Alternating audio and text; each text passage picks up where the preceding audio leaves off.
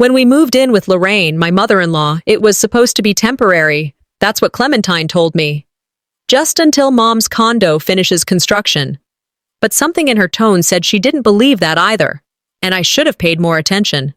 The house was small but neat. Lorraine had the master bedroom at the front, with wide windows and heavy curtains. Clementine and I took the room in the back. "So we're out of the way," Lorraine suggested with a smile. The first time she said that, I laughed. The second time, I didn't. Every evening, she insisted we eat dinner together. "That's how families stay close," she'd say, while placing the casserole on the table. But close didn't mean warm. It meant tight, like a sweater 2 sizes too small. Lorraine filled the air with pleasant talk, asked Haddon about work, told Tracy old stories about when her daddy was young. She'd look at me sometimes, but rarely speak directly. Her words landed sideways, dressed up with courtesy. "You're lucky to be part of a family that's this close," she told me one evening, sipping wine and looking past me. Haddon never noticed. Or maybe he did and didn't care. He was used to his mother. He thought I was just being sensitive. Maybe I was. But I started keeping track anyway, not to keep score, just to remind myself I wasn't imagining it. She was sweet as sugar with the neighbors, but inside the walls of her house, Lorraine controlled the temperature, the tone, the time. And I started realizing she was testing me. It was a Sunday dinner with her side of the family. One of those long table, paper napkin, potluck kind of things, the kind that looks homey from the outside and heavy once you're in it. Lorraine raised a glass halfway through the meal, tapped it with her fork. "I'm so proud of my son," she said, smiling at Haddon. "He's done so well for himself. Got himself a solid career, a beautiful daughter, and even managed to find someone who can follow his lead and not complicate things." A few people chuckled. Others shifted in their seats. I felt my fork slow in my hand. I smiled. Or my face did. Inside, I froze. There was no joke in her eyes, just the calm of someone who knew exactly how much to say. Haddon didn't react. On the drive home, I asked him if that comment felt weird to him. He shrugged. "It was just a joke. Don't take it personally." But I did, because when you're always the punchline, at some point you're not in on the joke anymore. You're the target. Over the next few weeks, the changes were subtle. The thermostat started staying 2 degrees colder than I liked. Lorraine said it saved money. Dinner time moved earlier, so the food wouldn't sit too long. She began leaving out vitamins for Tracy, even though I already had her on a schedule. She rearranged the pantry. My granola bars were in a bin labeled miscellaneous. My almond milk was shoved behind a jar of pickled, something I never bought. When I asked Haddon if he noticed, he smiled like it was funny. She just likes things a certain way. I stopped talking about it, but I started writing things down. Dates, phrases, changes. I used to do that during a bad stretch in my last job, back when my supervisor would move deadlines and say I was forgetful. The notes helped back then. They helped now too. It wasn't open warfare, not yet, but Lorraine was chipping away at the edges of my presence, like she was waiting to see when I'd crack. The brunch was the final nudge. Lorraine invited family over for a Sunday gathering. She didn't ask me to help plan it, but I cooked anyway. Quiche, fruit salad, homemade scones. She smiled and said, "You didn't have to, but thank you," like I was a guest offering a favor. When the table was set, every spot had a plate, silverware, and folded napkin. Every spot, except one. Mine. I looked around, trying not to let it show. "Should I grab another chair from the kitchen?" I asked, already standing. "Oh," Lorraine said, genuinely surprised. "I thought you wouldn't mind standing. You're always moving around anyway." Everyone kept chatting. I stood for half the meal, balancing my plate, my glass, and my breath. No one offered their seat. No one mentioned it. Tracy tugged my sleeve. "Why doesn't Grandma give you a seat?" I smiled at her and said, "Because I'm strong enough to stand." But it didn't feel strong. It felt invisible. After the guests left and the dishes were done, I walked out to the car. I didn't tell anyone where I was going. I didn't have to. I drove aimlessly for 20 minutes, parked outside a Target, and just sat there. I watched people come and go. Couples, teenagers, A dad walking out with a pack of diapers and a slushie. I thought about going inside. I didn't. I stared at the ceiling of my car, breathing slowly, trying not to cry. Not because of the chair, not because of the toast, but because of all the moments in between. The ones too small to explain, but heavy enough to weigh down everything. It's strange when a house has enough room for everyone, but no space for you. The next morning, I woke up earlier than usual, hoping for a few minutes of peace before the house filled with noise. I took the laundry basket downstairs quietly and started sorting clothes like I always did on weekends. That's when I saw it. My clothes weren't in the hamper. They were stuffed inside a plastic grocery bag with my name on it, written in red marker. Below it, hand wash, sensitive. Lorraine was already sitting at the kitchen table, stirring her tea like nothing had changed. I figured you'd prefer your things handled differently, she said without looking at me. Your detergent is pungent. That word clung to my skin. Pungent. I nodded and folded the bag closed, took it upstairs without a word. Later, I asked Haddon about it. He laughed. Mom's always been particular. Don't take it personal.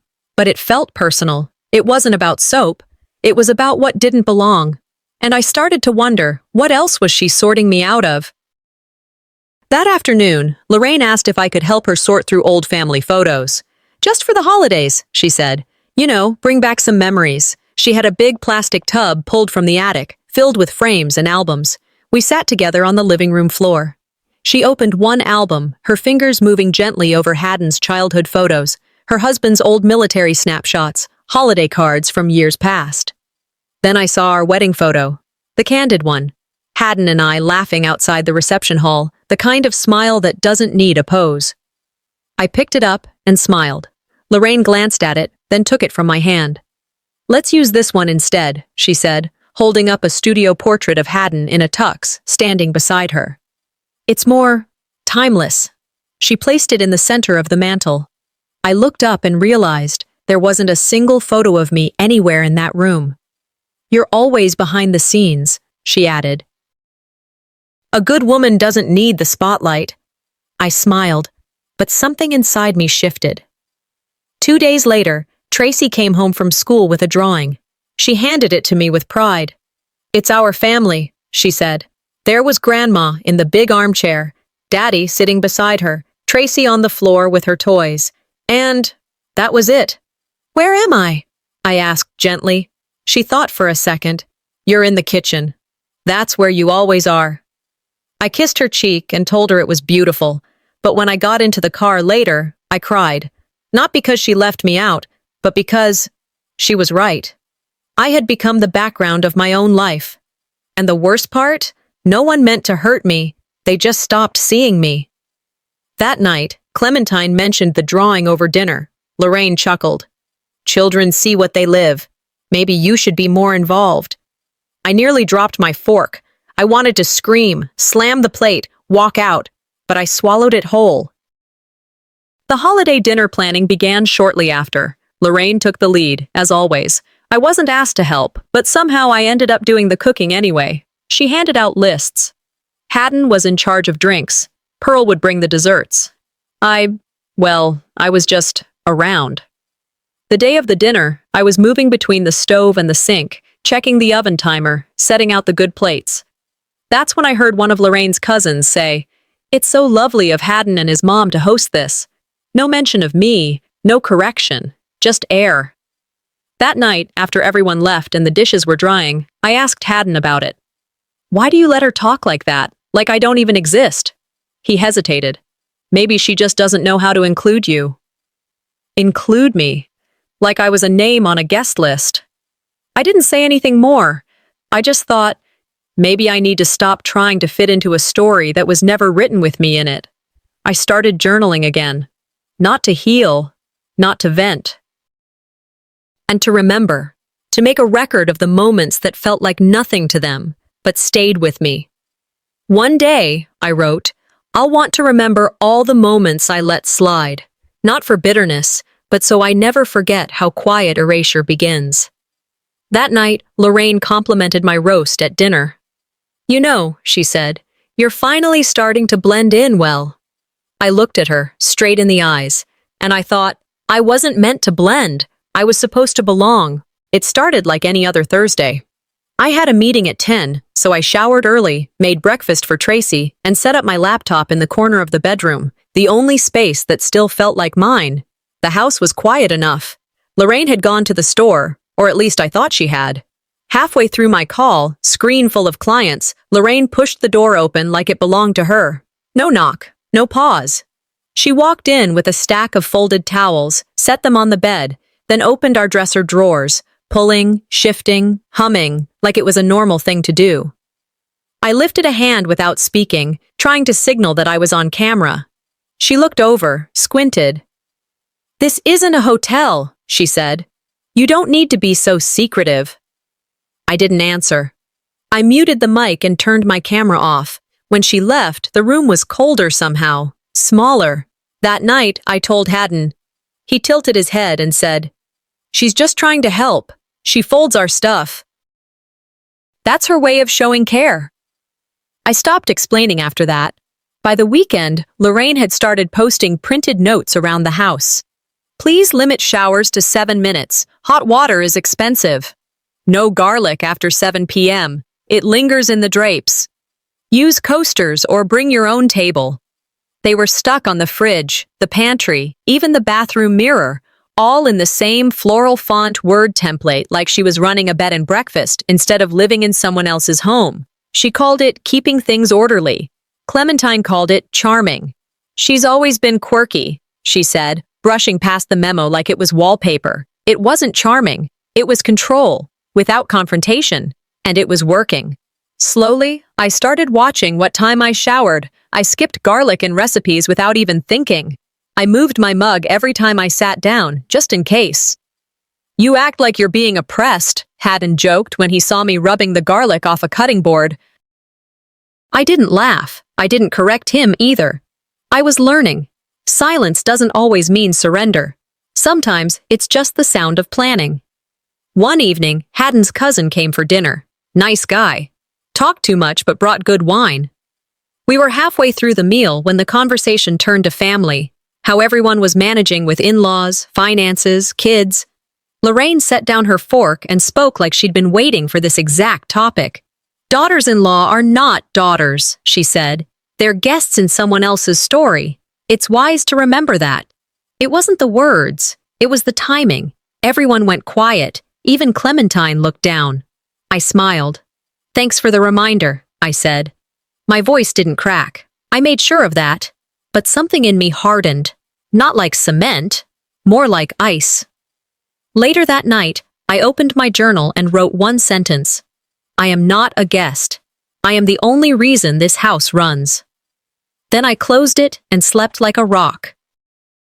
The next afternoon, I passed by the hallway and saw Lorraine kneeling by the linen closet, muttering to herself about clutter and unnecessary towels. I stopped beside her, calm. "Did you mean what you said last night?" I asked. She didn't flinch. "If you want to stay here," she said, folding a pillowcase without looking up, "you need to know your place." There it was, not dressed in courtesy this time, not hidden behind a toast or a fridge magnet, just clear and cold and meant to land. And it did. I didn't cry. I didn't argue. That was the first time I felt free. I stopped asking for space. I stopped defending my position. I stopped pretending we were ever on the same side. No fighting. No fuss. But I began documenting. Every bill. Every purchase. Every insult in polite packaging. I stopped cooking shared meals. Didn't offer to help with the holiday prep. Didn't refill the sugar jar when it emptied. I started spending more time in my room. In my car. At the grocery store longer than I needed to. Not because I was hiding, but because I was done performing. Indifference is more powerful than bitterness, I whispered to myself while folding laundry. Clementine noticed. "You've been distant lately," she said over dinner. I looked at her and smiled. Cold keeps people from burning. The morning after Lorraine's reminder at dinner still clung to my ribs. I moved through the kitchen quietly, trying to focus on the coffee brewing, not the echo of her voice. That's when I saw it.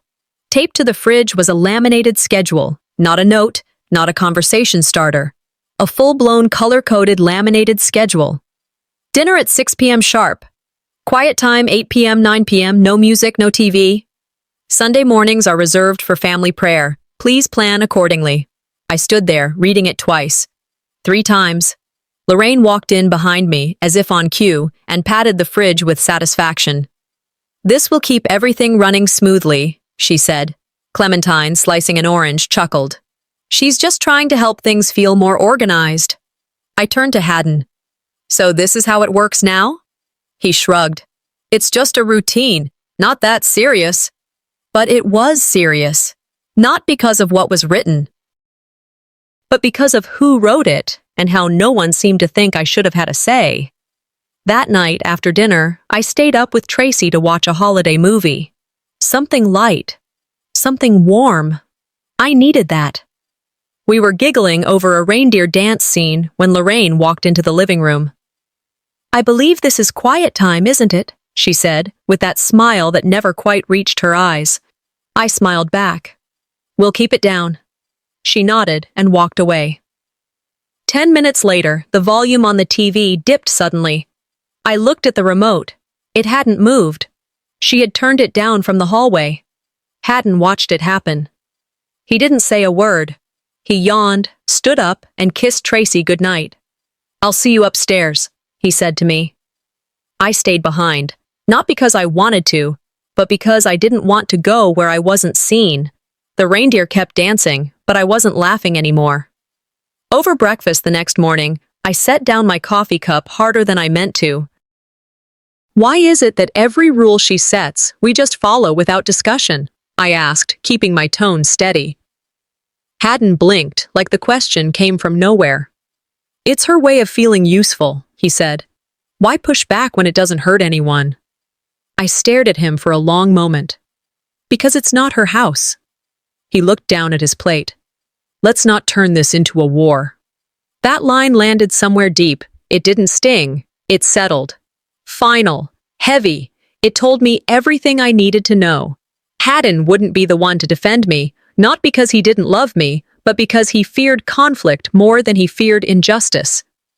Sunday morning, I stayed in bed with my eyes open. At 7:45, like clockwork, a knock came at the door. "It's family prayer time," Lorraine said through the wood. "I'll skip this one," I replied. There was a pause. "Suit yourself," she said, "but don't expect blessings in a house you don't respect." The hallway creaked as she walked away. I waited until the house was quiet. Then I got up, wrapped myself in my robe, and walked into the kitchen. The laminated schedule was still there. I took a pen from the drawer and added one more line under Sunday's family prayer block. Respect goes both ways. I clicked the pen closed and set it next to the coffee pot. Then I made breakfast. For me. Only me. That night, I sat on the back porch with a cup of chamomile, staring at the dark shapes of bare trees against the sky. "There's a kind of love that holds your hand through fire," I whispered. "And another that watches from across the street, hoping you don't burn." Haddon was the second kind. He never lit the match, but he didn't stop anyone else from doing it. And that's the same. I knew deep down that I had reached the line, the part of the story where you either choose to go quiet or go forward. I wouldn't scream. I wouldn't pack. I wouldn't beg. But I would no longer soften my steps to stay unnoticed. The house felt quiet that evening, not peaceful, just suspended. We were all going through the motions of daily life, but nobody said much. I got home from work, took off my shoes, dropped my bag near the coat rack, and saw it. A cream-colored envelope. Elegant cursive. It sat neatly on the kitchen counter like it belonged there. Mr. Haddon Ellis and guest. I stood there a moment too long. Didn't touch it right away, just read it. Then read it again. There was no inside note, no post-it, no add-on with my name scribbled last minute. Just guest. It was an invitation to a family reunion. Lorraine's cousin was hosting some big gathering in the next town. Everyone on her side would be there. Haddon walked in from the garage and saw me holding the envelope. "That's for the thing next month," he said, already opening the fridge. "I'm sure it was just a mistake." I didn't say anything. Mistakes don't get printed in cursive and mailed with RSVP cards. Later that night, Lorraine made meatloaf. Her version was dry, full of breadcrumbs, but she always made it when she wanted to feel in control. We sat at the dinner table like a normal family. Haddon at one end, Lorraine in her usual spot, Tracy between them. I took the chair closest to the kitchen, easiest to get up from. Halfway through, Lorraine brought it up. "Hope you both can make it to the reunion," she said, slicing her meatloaf. "Though I assume Haddon will go. His side always adored him." She didn't look at me once. Clementine stayed quiet. I caught Tracy watching us, watching the silence pass between grown-ups like it meant something. Because it did. I smiled, picked up my fork, and took a bite. Inside, something slipped. Not sadness, not hurt. Something colder, cleaner. Strategy. When I tucked Tracy in that night, she curled under the blanket and looked at me. "Why didn't they write your name on the envelope, Mommy?" I smiled. "Sometimes people forget." She frowned. "But you live here too." I kissed her on the forehead, let the silence hang between us. "That's the part they never figured out," I whispered. "Kids don't ask with malice. They ask because they see the things we pretend not to feel. And hearing the truth from someone so small, that's what stings the most." The days after, I didn't change anything loud. No scenes, no speeches. I still cleaned, still cooked, still sent out the reminders for the school fundraiser and packed Tracy's lunch. But I stopped making small talk. I didn't linger in the hallway for kitchen banter. I didn't refill the sugar dish when it got low. I left a cup in the sink, on purpose, just to see what would happen. Nothing did. Lorraine noticed eventually. One morning, she said while pouring her coffee, "You seem distant. Are you unwell?" I folded the towel in my hands. "I'm finally matching the way I've been treated." She didn't respond. Neither did Haddon. And in that silence, I knew they heard me louder than they ever had. That night, after the dishes were done and Tracy was asleep, I walked back to the kitchen. The envelope was still there, tucked next to the mail pile. I picked it up again, took out a pen, crossed out and guessed, wrote, "Mrs. Cale Ellis." I put the envelope back, not to send it, not to prove anything, just to remember that once someone forgot to say my name, and I said it for myself. "If I have to write myself into the story," I said aloud, "maybe it's time I start writing a different ending." Coming home from work used to be my reset, a pause between obligations. That day, it just felt like walking into a place where my toothbrush barely belonged.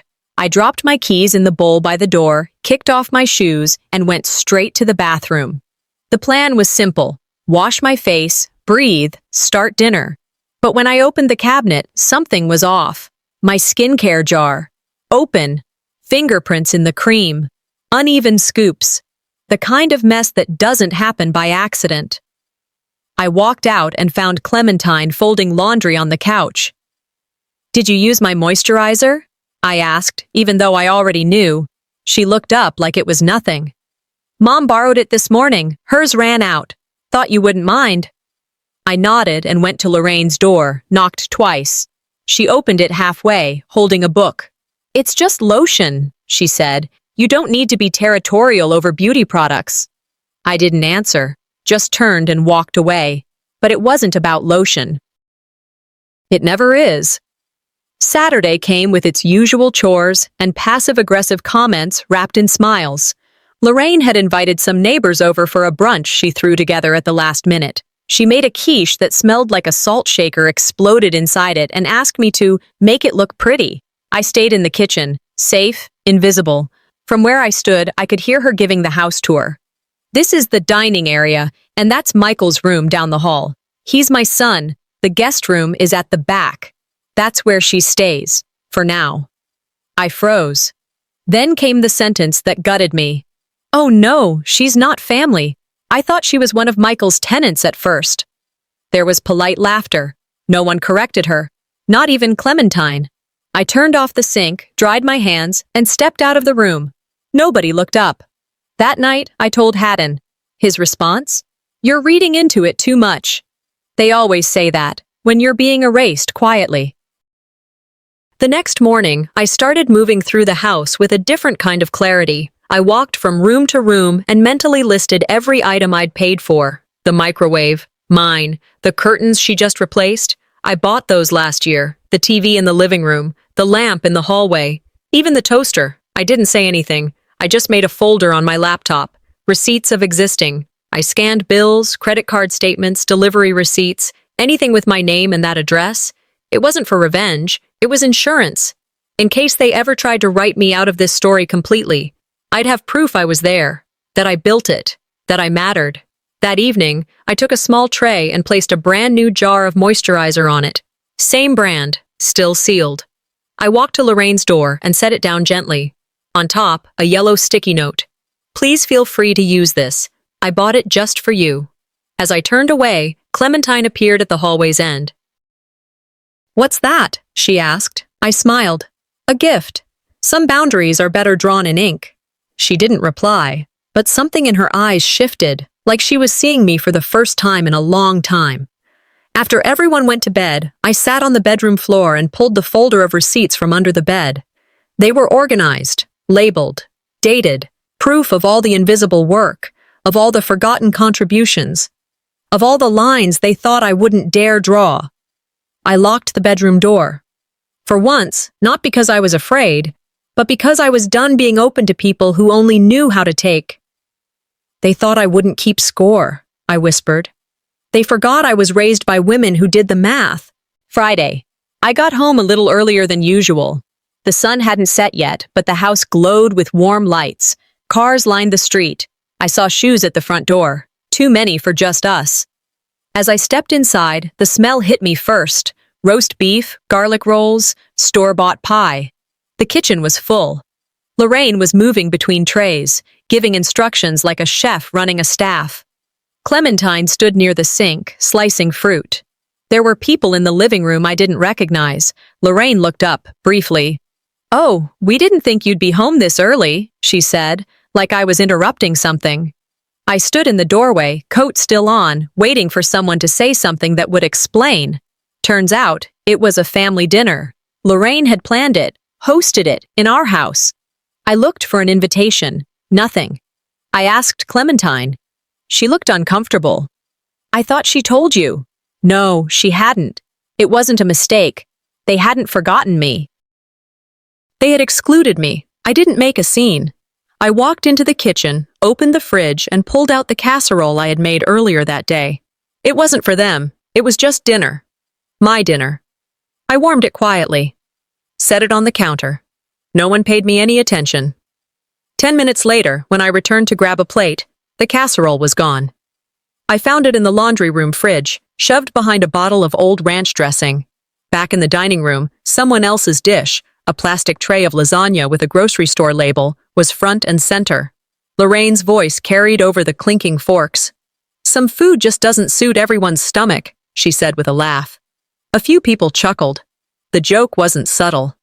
I sat on the arm of the couch, plate empty, face quiet. Tracy came and sat beside me, legs swinging, unaware of the cold war around her. As everyone kept eating, Clementine finally walked over. She knelt next to me, trying to look me in the eyes. "I'm sorry," she whispered. "This wasn't how I wanted today to go." I didn't blink. "It's exactly how you allowed it to go." She froze. It hit her harder than I expected. She stood up, walked away. I didn't follow. I didn't apologize. I didn't make it easier.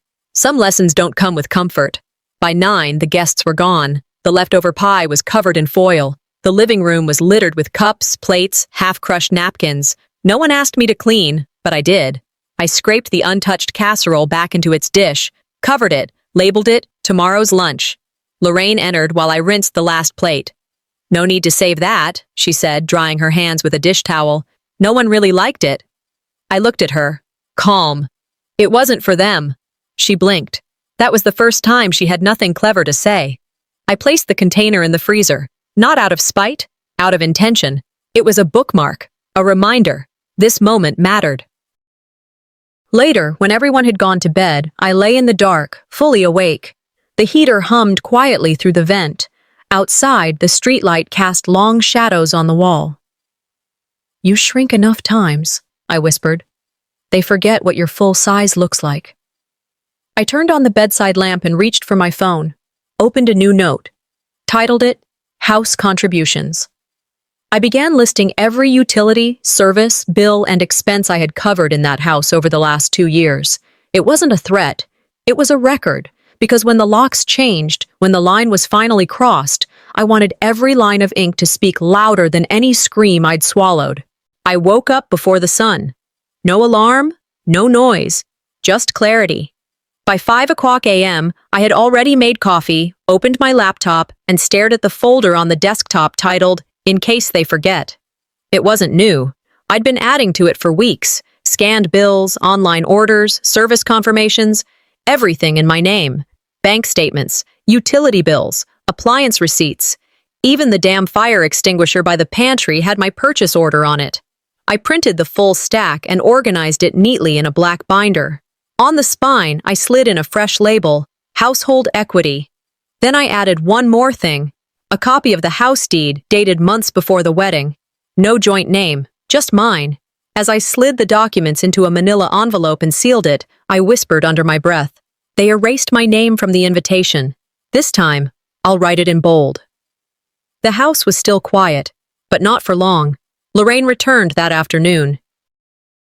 Her church retreat apparently offered more praise than prayer, based on the smug way she carried herself through the door. She had 2 reusable grocery bags slung over her shoulder, wearing a sweater that read, Blessed Grateful, like it was supposed to mean something to the rest of us. Tracy ran to hug her. Clementine took the bags and helped unload.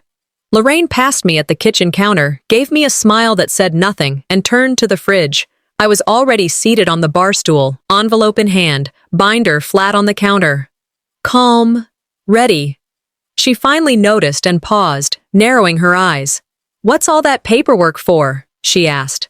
I didn't look up right away, just flipped a page. Just some light reading, I said. Then I smiled, the kind of smile that means absolutely nothing, and everything. After lunch, with everyone still home, I asked for 10 minutes. Kitchen table, I said. All of us. Lorraine looked annoyed. Clementine looked tired. Haddon looked confused. I placed the binder down, opened it, let the pages speak for themselves. Lorraine reached for one, skimmed the top line, then flipped to another. Her fingers slowed, her shoulders stiffened. Then, I slid across the table a single sheet of paper, handwritten, no theatrics. You told me to know my place, it read. I do now. It's here. You may want to find yours elsewhere. She opened her mouth to speak. I raised my hand gently, not rude, just final. No need, I said. Everything is already on paper. No one said a word, but the silence was louder than any screaming match we could have had. It didn't take long for Lorraine to regroup. Within an hour, she cornered Clementine in the hallway. Your father gave her the down payment, she said. Tell her, the house was supposed to be yours. I walked in on the tail end of it and didn't flinch. I pulled the last paper from the binder, clean, legal, notarized. The house deed. Sole owner, Cale Ellis. Purchased outright 6 months before the wedding. Every line solid. Clementine looked at me, stunned. You never said you owned the house outright. I placed the paper gently on the table. You never asked, I said, and I was never invited. Haddon walked in behind us, catching only my last words. He didn't say anything, just stood there, blinking, the weight of years settling on his face like dust. That night, the house felt heavier. Not because anyone was yelling, but because no one was saying anything. No music played during dinner, no small talk. Lorraine ate alone in her room. Clementine reheated leftovers and went upstairs early. Tracy stayed in her room after bedtime, not asking for an extra story. I took the binder and left it on the kitchen counter, open. Not dramatic, just there. On top, I placed a post-it note. No further explanation needed. Your move. I turned off the light and walked upstairs. For the first time, I didn't feel like a guest climbing the steps. I felt like the landlord deciding who got to stay. Morning came with a stillness I hadn't felt in months. The kitchen felt bigger, Or maybe it just wasn't as full. Lorraine sat at the table with 2 bags by her feet, sipping coffee like it was just another morning. The air was thick with what no one was saying. She didn't look at me when she spoke. It's funny how people can turn on you the second you make them comfortable. I didn't answer. I didn't need to. Clementine stood near the sink, drying a mug that had long been dry. She avoided my eyes. Tracy shuffled into the room, rubbing her eyes. Is Grandma going on vacation? I turned to her, smiled. Sort of, I said. Sometimes people just need new places to think. Lorraine didn't argue. She didn't explain. She just sat there, drinking coffee from a mug I'd bought. And that felt like enough. Later that afternoon, I walked into the living room, ready to clear out the last stack of papers I had left on the coffee table. I paused. There it was. The faint scent of her perfume, sharp, sweet, suffocating. The same one she once mocked mine against. It smells like a nightclub, she'd said, wrinkling her nose, waving her hand in the air like I'd walked through smoke. But now, it didn't sting. It lingered in the air like a last word that never quite landed. I opened a window, let in the cold February breeze. Not because I wanted to get rid of her scent, but because air deserves to be fresh, and I was tired of breathing the recycled past. You made this house smell like you, I whispered to the room, and I made it mine. Around 3, Clementine's phone buzzed. She read a message, then came to find me. It's from Mom, she said. She says Dad transferred the down payment to you. She says the house should have been in both our names. I didn't flinch, just walked over to the drawer and pulled out the timeline I'd prepared. I handed it to her. Your dad offered, I said, but never followed through. It was a verbal offer. Nothing was signed. The money never came. She scanned the dates, her face unreadable. I didn't steal anything. I just stopped waiting. Clementine nodded slowly, the weight of truth settling in. She assumed her name came with the deed, I said, softer this time. Turns out, that's not how legality or respect works. Pearl showed up close to sunset, no fanfare, just him and 2 cardboard boxes. He didn't ask for help. I didn't offer. As he picked up the bags from the corner, he paused beside me. You did what we all should have done years ago, he said. You didn't just survive her, you made sure she stopped rewriting history. I didn't smile, just nodded. That was all it needed. Some closure doesn't come with celebration, just a quiet stop to the cycle. And that was enough. That night, the house was quiet. No clinking forks, no passive-aggressive muttering, just the hum of a home settling into itself. Tracy crawled onto the couch beside me while I lit a candle. Vanilla. My scent. Not hers. She looked around the room, looked at me. Is this our house now? I wrapped an arm around her, kissed the top of her head. It's always been, I said. We just stopped asking for permission to belong. The candle flickered gently. No noise. No tension. Just peace. And in that silence, I finally heard what being home really sounds like.